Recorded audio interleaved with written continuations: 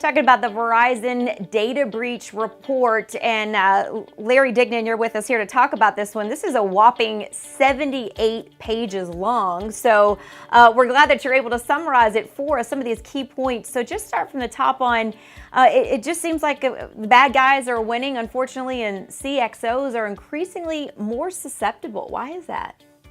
Yeah, so the Verizon's data breach investigation report, it's basically the Bible of security every year. So they have a bunch of partners.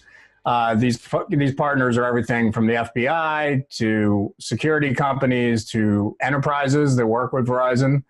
And they all basically put in all their data breach information. So Verizon collects this huge database of breaches and then just starts to study them. So the data every year is interesting, right? So there are some common threads every year. One, hacks and breaches are financially motivated. There's usually some sort of nation state actors. Humans are always the weakest link for the most part.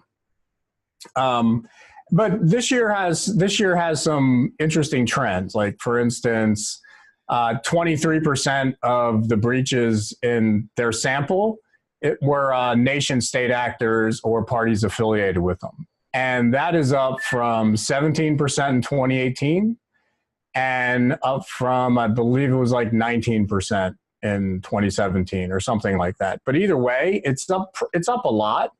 And part of this was nation states and parties affiliated with them going after like engineering firms for IP theft. A lot of this was things, poking around educational institutions.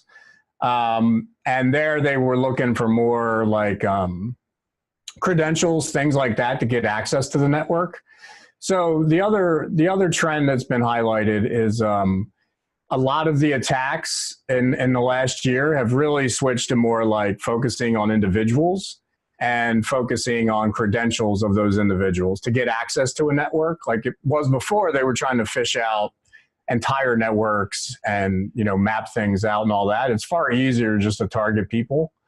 And so CXOs were targeted in breaches a lot. And the other one was, on the front where educational institutions, they had to put up with, folks trying to take credentials for web email, things like that. So there's a lot of sniffing going around looking into IP and trying to steal it. Public sector was a big one. That was 16% of all breaches. Healthcare organizations, that was another 15% of all breaches. And the bulk of them, 43%, were from small businesses. And what gets interesting there is there's a brand of hackers who will basically hold you up for ransom. Like sometimes they use ransomware, other times it's social engineering, but it's usually like, I'll release all your data if you don't pay me X amount. So there's this whole brand of hacking, and where cyber criminals are kind of like, well, I don't need to do all this ton of work if I can just get somebody to pay me off. So there's like a whole subset of cybercrime now where it's just looking to collect bribes and call it a day. Yeah, pretty scary, Larry. And does it note in there, most of this is coming through email, is that correct?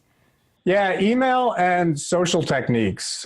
So you would think these things would be defended a little better by now, but things like phishing and web social engineering sort of things where they're asking you for information to keep your account open or whatever, that stuff still works, and it works pretty well.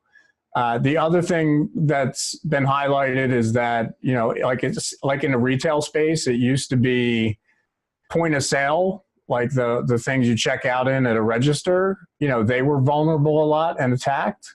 Now it's more card not present transactions, which means they're transactions that would be done through a browser or an e-commerce site, those type of things. So it's kind of reached that inflection point. And part of the reason for that is it's once you get a script that can kind of poach credit card numbers and things like that, there's no incremental cost, right? So you don't have to work as hard to get that data. So it's interesting, and it's, every year cybercrime just gets more efficient. No, most certainly it does. And Larry, one of the key points mentioned here involves how companies can potentially recover losses through the FBI. So expand on that for us a little bit. Yeah, so there's the FBI and I think they call it the IC3, which is a group that basically collects incidents and reports. And one of the big takeaways for me in the report is basically that if you are subject to a data breach, you should report it, even if nothing's taken. Because what Verizon found is that 99% of the companies, like say you had say you lost money through some email scheme. Well, if that's reported, the FBI can sometimes get your money back. And, 99% of the time, half the firms get something back. They may not get the full thing, but, they recover some of their losses. And there's only like 9% of the time where companies got nothing back. So the idea is that, as you report these things, it just makes better transparency, better data collection, and it might work out for you too. And finally, Larry, does it seem, and you mentioned, of course, the criminals are getting more and more savvy. Does it seem like from this report that all the rest of us are kind of a couple steps behind, or are we gaining in that way of getting more prepared for it? I think people are savvier. I do think that there are some things like 34% of all breaches are the result of internal actors. So you need to put in processes where you're watching your own folks. Sometimes it's just carelessness. So I don't know if we're necessarily behind per se.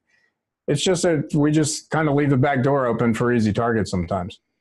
Yep, got to stay on our toes. We can't say it enough. Larry, thank you so much for that. Larry's full article, plus a great deal of information and videos and other articles and studies on global cybersecurity, can all be found on ZDNet.